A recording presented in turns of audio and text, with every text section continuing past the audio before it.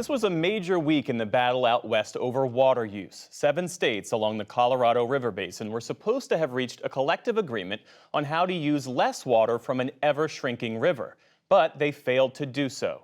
6 states reached a modest agreement, but it would have required major cuts in water use by California, which is the largest user. California, for its part, submitted its own proposal. But that stalemate may force the federal government to make difficult cuts instead. William Brangham has more for our occasional series on water issues called Tipping Point.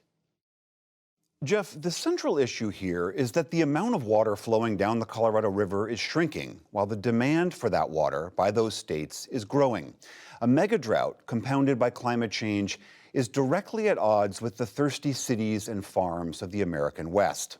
The water of the Colorado River is collected in the country's two biggest reservoirs, Lake Mead and Lake Powell, and those lakes are now 3/4 empty. The Biden administration asked those 7 states to cut their collective withdrawal from the Colorado by about a third, but we are a long way from getting there. For more on all of this, I'm joined by Rhett Larson. He's a water rights professor at Arizona State University. Rhett Larson, so good to have you on the NewsHour. Could you just elaborate a little bit? I laid out what seems to be the essential issue here. What would you add to that?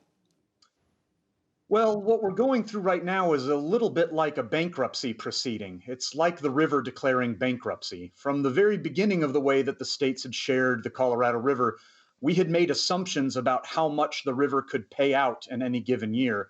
Those assumptions that were made now a century ago were wrong, and we're paying the price for those incorrect assumptions. Now, those assumptions were wrong both because the data was bad 100 years ago. It's also wrong because the population has obviously changed a lot. And it's wrong because the climate has changed quite a bit. So even though we're getting around 90% of our normal snowpack and precipitation, our winters are so short and they're so hot that a lot of that water just isn't reaching the river. So this combination of factors has caused what is something like a bankruptcy proceeding, where you have lots of people who have a claim to a common resource, and the resource just can't pay out to everyone who has a claim to it. So those 7 states were supposed to come up with a plan. 6 of them did come up with a plan, not including California.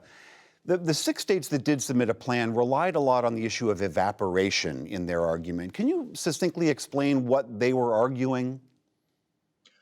Sure. So you mentioned having too many straws in the river, too many users. Well, there's a user that we've never really accounted for, and that user is the atmosphere. The atmosphere takes away about 1.5 million acre feet away from the lower basin of the Colorado River every year. But we don't treat that as if it's a use that's being taken out of the river. So part of the proposal of those 6 basin states is let's just treat that 1.5 million acre feet like it's a user taking that amount of water out, and we'll just spread those cuts out amongst everyone who is using the river. Now, the way to spread those cuts out is complicated, but probably best that the people who have to move the water the farthest are the people who have to take the biggest cuts, because they're moving it through canals that are open to the air and they're losing the most water to evaporation. So what is California arguing in this? It's the biggest user by far, principally California agriculture, and it's the longest owner of those rights. What are they arguing? Well, we've been through a series of negotiations in the last several years about how to share in shortage.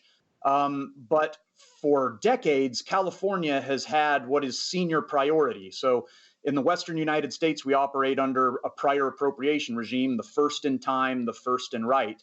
California, for a host of reasons, sits at or near the front of the line when it comes to those water uses. So California's argument is we have senior priority. We are the first user with legal rights, so we shouldn't have to take cuts first. Amidst all of this haggling in a shrinking river, and there's this issue of what's called dead pool. Can you explain what dead pool is and what would happen if we hit that point?